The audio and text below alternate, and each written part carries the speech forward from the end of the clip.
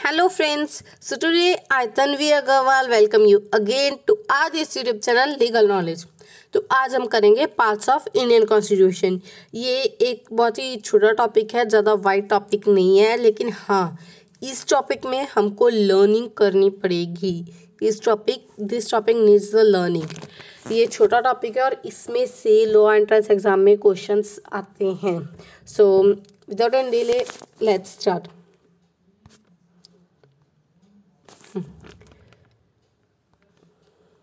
तो हमारी जो इंडियन कॉन्स्टिट्यूशन की बुक है वो टोटल 25 पार्ट्स में डिवाइडेड है।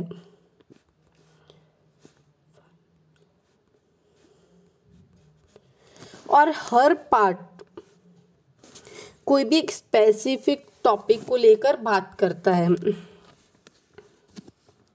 जैसे कि जो पार्ट 1 है, जो पार्ट 1 है इसमें 4 आर्टिकल्स कवर होते हैं 1 to 4। लेकिन ये जो पूरा पार्ट 1 है ये एक ही टॉपिक को लेकर बात करेगा, that is union and its territories. वैसे ही जो पार्ट 2 है वो सभी एक ही टॉपिक को लेकर बात करेगा, दैट इज सिटीजनशिप। ये पूरा जो आर्टिकल्स हैं पार्ट 2 में वो सभी सिटीजनशिप को लेकर ही बात करेंगे, उसकी प्रोविजंस को लेकर, सिटीजनशिप क्या होता है, सिटीजनशिप की फुल डिटेल आएगी। और वहीं जो यूनियन एंड इट्स टेरिटरी है उसकी पूरी डिटेल आएगी, वो कितना एरिया कवर कर सकते हैं, उसका नाम कैसे आ सकता है, उसकी बाउंड्री कितनी है एंड दैट ऑल। वैसे ही अब हमारे इंडियन कॉन्स्टिट्यूशन में टोटल 25 आर्टिकल्स हैं, 25 पार्ट्स हैं। पहले हमारे जो इंडियन कॉन्स्टिट्यूशन था उसमें के लिए 22 पार्ट्स थे, लेकिन अब 25 पार्ट्स हैं। So let's start. Indian constitution had 395 articles, 22 parts and 8 schedules when our Indian Constitution was made. It is on that time when our Indian Constitution was made and no amendment was done. On that time there was 395 articles, 22 parts and 8 schedules. But after various amendments, now there are 25 parts, 12 schedules, 470 articles, 5 appendices after 104 amendments. It's after 104 amendments. अब तक हमारी 104 amendments हो चुकी हैं total. और क्या कोई मुझे बता सकते हैं ये appendices होता क्या है? What is appendices? Appendices होता क्या है? तो अगर आपको पता है आप कमेंट बॉक्स में लिखना हाँ, लेकिन मेरा आंसर सुनने से पहले। तो अपेंडिसेस एक मैटर होता है, सप्लीमेंट मैटर होता है जो कॉन्स्टिट्यूशन के एंड में होता है। ये कॉन्स्टिट्यूशन मैटर होता है जो कि कॉन्स्टिट्यूशन के एंड में प्रेजेंट होता है। और 5 अपेंडिसेस हैं हमारे इंडियन कॉन्स्टिट्यूशन में, और जो कि हम अभी नहीं करेंगे, हम उसकी फुल डिटेल अपने नेक्स्ट लेक्चर्स, कमिंग लेक्चर्स में करेंगे। लेकिन हमारे 5 अपेंडिसेस होते हैं। सो यहाँ से आप डेफिनेशन भी देख सकते हो। Appendices are the supplementary matter present at the end of the Indian Constitution. जो अपेंडिसेस हमारे स्टार्टिंग जब इंडियन कॉन्स्टिट्यूशन बना था तब के लिए 3 ही थे, लेकिन 4th और 5th अमेंडमेंट एक्ट के द्वारा डाला गया था। जो अपेंडिसेस 4 है वो 86 अमेंडमेंट एक्ट 2002 के द्वारा डाला गया था, और appendices 5 the 88th amendment act 2003। अब हम पार्ट्स करते हैं, तो हम पार्ट्स करेंगे और उसको लर्न करने के कुछ ट्रिक्स भी जानेंगे इस वीडियो में। सो पहले हम 11 पार्ट्स देखते हैं। तो जो पार्ट 1 है वो हमें यूनियन एंड इट्स टेरिटरीज के बारे में बताता है। मतलब ये बताता है उसके बाउंड्री कितना कवर करेगा, एरिया कितना कवर करेगा, और full detailed information about union and its territories. और ये 1 to 4 आर्टिकल्स अपने अंडर कवर करता है। और जो सेकंड है वो सिटीजनशिप के बारे में बताता है, भी सिटीजनशिप क्या होता है और क्या क्या उसकी रूल्स हैं, रेगुलेशंस है, क्या क्या citizens, full detail about citizenship. इसमें है और ये आर्टिकल 5 to 11 कवर करता है। जो थर्ड पार्ट है वो हमें फंडामेंटल राइट्स बताता है, फंडामेंटल राइट्स क्या होती हैं और फंडामेंटल राइट्स की पूरी डिटेल, और ये आर्टिकल 12 to 35 कवर करता है। और जो पार्ट 4 है वो directive principles of state policy. Directive principles एक गाइडलाइंस होती हैं जो हमें बताती है अभी स्टेट को कैसे गवर्न करना चाहिए, एंड दैट ऑल। भी स्टेट कैसे गवर्न होएगा और types of policies and laws जो बनाने चाहिए विच शुड बी मेड, ये सभी ये डायरेक्टिव प्रिंसिपल्स होते हैं स्टेट पॉलिसी के। और ये 35 to 51 आर्टिकल कवर करता है। और जो 4A है, 4 के बाद 5 पार्ट नहीं है, 4 के बाद 4A है, फिर है 5th पार्ट के, आपको ध्यान में रखना है। जो 4A है वो फंडामेंटल ड्यूटीज़ बताता है, सिटीजन्स की फंडामेंटल ड्यूटीज़ कौन कौन सी होती हैं, क्या क्या होती हैं, उसकी पूरी डिटेल्ड इंफॉर्मेशन। और ये आर्टिकल 51A कवर करता है। आई थिंक सो आपको पता होगा अभी 51A कैसे आया। हमारे अब तक 395 आर्टिकल्स, हमारे स्टार्टिंग में 395 आर्टिकल्स थे। अब हमारे जैसे मैंने बताया था 470 आर्टिकल्स हैं, लेकिन हमारा जो लास्ट आर्टिकल है अगर आप देखें तो वो 395 ही है। अगर किसको पता है इसका रीज़न तो बताना, मैंने अपने प्रीवियस वीडियोस में इसका रीज़न बताया हुआ है ऐसे क्यों, तो अगर आपको पता है तो आप कमेंट बॉक्स में ज़रूर लिखना। तो हम करते हैं 5th पार्ट जो हमें पूरी डिटेल इन्फॉर्मेशन देता है यूनियन गवर्नमेंट की। यूनियन गवर्नमेंट क्या होती हैं, उसकी पावर्स क्या होती हैं, एंड दैट ऑल। और ये आर्टिकल कवर करता है 52 to 151 सॉरी। और जो पार्ट 6 है वो हमें स्टेट गवर्नमेंट की फुल इंफॉर्मेशन देता है, स्टेट गवर्नमेंट क्या होती है, उसके क्या पावर्स होती हैं और दैट ऑल। और वो आर्टिकल 152 to 237 कवर करता है। और जो 7th पार्ट है वो डिलीट कर दिया गया था, वो काट दिया गया था बीच में से, अब वो 7th पार्ट कोई पार्ट नहीं है, there is no 7th part. कौन से 7th amendment act by 1956, 7th amendment act के द्वारा उसे हमारे इंडियन कॉन्स्टिट्यूशन के पार्ट से निकाल दिया गया था bye 7th amendment act of 1956। तो अब 8th पार्ट पर आते हैं, वो यूनियन टेरिटरी के बारे में बताता है, यूनियन टेरिटरी की पूरी इंफॉर्मेशन देता है। और ये आर्टिकल्स कवर करता है 239 to 242। और 9th पार्ट कोई नहीं है, 9A और 9B है। जो 9A पार्ट है वो पंचायत के बारे में बताता है, 243A से 243O तक सभी आर्टिकल्स कवर करता है। और जो 9B है वो म्यूनसिपैलिटीज़ के बारे में बताता है, जो 243P से 243ZG के सभी आर्टिकल्स कवर करता है।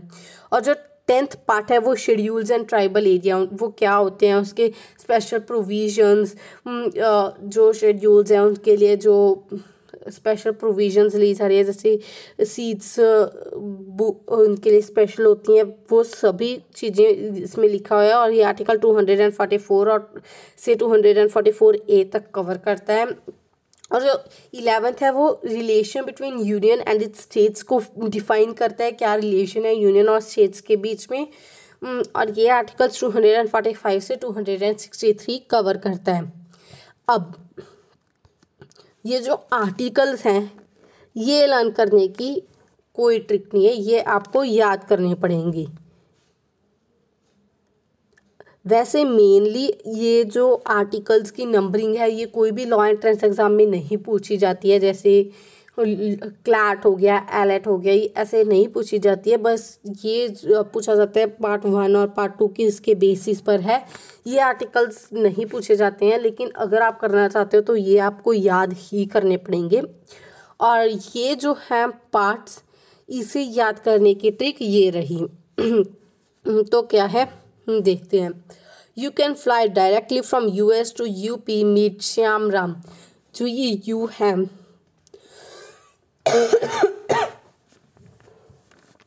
यू से union and its territories, C से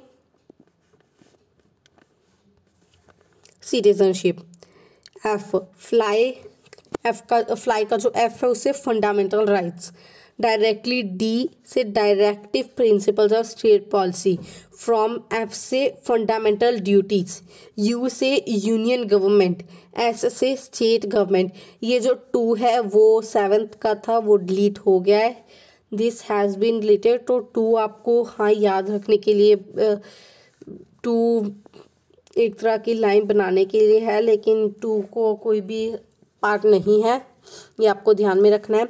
और जो फिर यू से यूनियन टेरिटरी, पी से पंचायत, एम मीट, एम से म्यूनसिपैलिटीज, श्याम एस से schedule and tribal areas, Ram R से relation between union and states. ये था फर्स्ट हाफ, हमने हाफ जो है वो कवर कर लिए हैं। अब हम जो आगे पार्ट्स करेंगे उसकी एक अलग ट्रिक होएगी, सो वो भी करते हैं। अब जो 12th पार्ट है वो फाइनेंस, प्रॉपर्टी और कॉन्ट्रैक्ट्स के बारे में बताता है, और ये आर्टिकल कवर करता है 264 से 300A तक। और जो 13th पार्ट है वो ट्रेड एंड कमर्स के बारे में बताता है, और ये आर्टिकल कवर करता है 301 से लेकर 307 तक। जो 14th है वो services under union and state बताता है, और ये कवर करते हैं आर्टिकल 308 से लेके 323। जो 14A है वो ट्रिब्यूनल्स के बारे में हमें बताता है, और ये आर्टिकल कवर करता है 323 से लेकर 323B तक। जो 15th पार्ट है वो हमें इलेक्शंस के बारे में बताता है, जो आर्टिकल कवर करता है 324 से लेकर 329A। जो 16th पार्ट है वो special provisions related to certain classes के बारे में डिटेल इन्फॉर्मेशन देता है, जो आर्टिकल कवर करता है 330 से लेकर 342। और जो 17 है वो ऑफिशियल लैंग्वेजेस कवर करता है। तो ऑफिशियल लैंग्वेजेस आपको पता है भी कौन कौन सी हैं? टोटल हमारी अब तक और जो गवर्नमेंट के द्वारा ऑफिशियली जिसको रिकॉग्नाइजेशन दी गई है दैट आर 22 लैंग्वेजेस। पहले स्टार्टिंग में 14 ही ऐसी लैंग्वेजेस थी जिसको गवर्नमेंट के द्वारा रिकॉग्नाइजेशन दी गई थी, लेकिन अब 22 हैं। तो वो कौन कौन सी लैंग्वेजेस हैं? जो 14 लैंग्वेजेस जिसको पहले से ही रिकॉग्नाइजेशन दी गई थी वो है असामीज, बंगाली, गुजराती, हिंदी, कन्नड़ कर्नाटका में बोली जाती है, कश्मीरी, मलयालम केरला में बोली जाती है, उर्दू मराठी महाराष्ट्र में बोली जाती है, उड़िया उड़ीसा में बोली जाती है, पंजाबी पंजाब में, संस्कृत तमिल तमिलनाडु में, तेलुगु आंध्र प्रदेश में। ये जो 14 लैंग्वेजेस हैं इसको पहले से ही रिकॉग्नाइजेशन दी हुई थी इंडियन कॉन्स्टिट्यूशन में, लेकिन जो 8 बची हुई लैंग्वेजेस हैं उनको बाद में प्रोविजंस मिली हैं बाय अमेंडमेंट एक्ट्स, और वो कौन कौन सी हैं हम देखते हैं। जो सिंधी है एक लैंग्वेज, वो 21st अमेंडमेंट एक्ट ऑफ 1967 के द्वारा सिंधी को रिकॉग्नाइजेशन मिली थी। और जो नेक्स्ट आगे 3 जो लैंग्वेजेस हैं उसको इकट्ठे रिकॉग्नाइजेशन मिली थी, दैट इज़ कोंकाली, मणिपुरी और नेपाली। ये जो 3 लैंग्वेजेस है इसको 71st अमेंडमेंट एक्ट ऑफ 1992 के द्वारा रिकॉग्नाइजेशन मिली थी। कोंकाली गोवा और उसके नियर बाय एरियाज में बोली जाती है। और जो बची हुई 4 है उनको इकट्ठी रिकॉग्नाइजेशन मिली थी, संथाली, मैथिली, बूडू, डोगरी। इन चारों को 92nd अमेंडमेंट एक्ट ऑफ 2003 के द्वारा रिकॉग्नाइजेशन मिली थी। जो संथाली है वो झारखंड में बोली जाती है, बूडू असम में बोली जाती है, डोगरी जम्मू और उसके नियर बाय एरियाज जैसे हिमाचल प्रदेश और पंजाब में बोली जाती है। तो ये थी वो 22 लैंग्वेजेस जिसकी रिकॉग्नाइजेशन मिली है। तो वो ऑफिशियल लैंग्वेजेस जो है उसकी फुल डिटेल इसमें 17th पार्ट में है, और जो आर्टिकल कवर करती है 343 से 351। 18th बताती है हमें emergency provision, state emergency provision, national provision, financial provisions etcetera, natural climate इसकी एमरजेंसी प्रोविजन एटसेट्रा, इसकी पूरी डिटेल है 18th पार्ट में जो कवर करती है 352 से 360 आर्टिकल। नेक्स्ट 19th है मिसलिनियस। आपने मिसलिनियस क्वेश्चंस भी करेंगे मैथ में, इसमें मिक्स्ड होते हैं, मिक्स्ड पार्ट्स होते हैं, ऐसी रैंडम कोई भी पार्ट्स होते हैं जिसके बारे में फुल डिटेल दी होती है, और ये पार्ट कवर करते हैं 361 से 367 तक। और 20th पार्ट है अमेंडमेंट ऑफ द कॉन्स्टिट्यूशन। अगर हम कोई भी कॉन्स्टिट्यूशन की अमेंडमेंट करेंगे तो ऐसे तो नहीं अभी ऐसी हो जाएगी, उसका भी पूरा प्रोसेस होता है। तो वो पूरा प्रोसेस, वो सारा प्रोसेस इसमें डिफाइंड है। वो अगर हमने कोई भी अमेंडमेंट करनी है कॉन्स्टिट्यूशन तो वो हम कैसे करेंगे, कौन कौन सी मेजॉरिटी अगर चाहिए तो किसकी चाहिए और किसके सिग्नेचर कंपल्सरी है, एंड दैट ऑल सभी वो प्रोसेस इसमें डिटेल में दिया हुआ है, जो कि आर्टिकल कवर करता है 368 ओनली। जो 21st पार्ट है वो temporary, transitional and special provisions की बात करता है, और ये आर्टिकल कवर करता है 369 टू 392। और जो लास्ट है हमारा 22 पार्ट वो short title, commencement, authoritative text in Hindi and repeals के बारे में बात करता है, जो कि आर्टिकल 393 से 395 कवर करता है। अब इसकी शॉर्ट ट्रिक क्या है?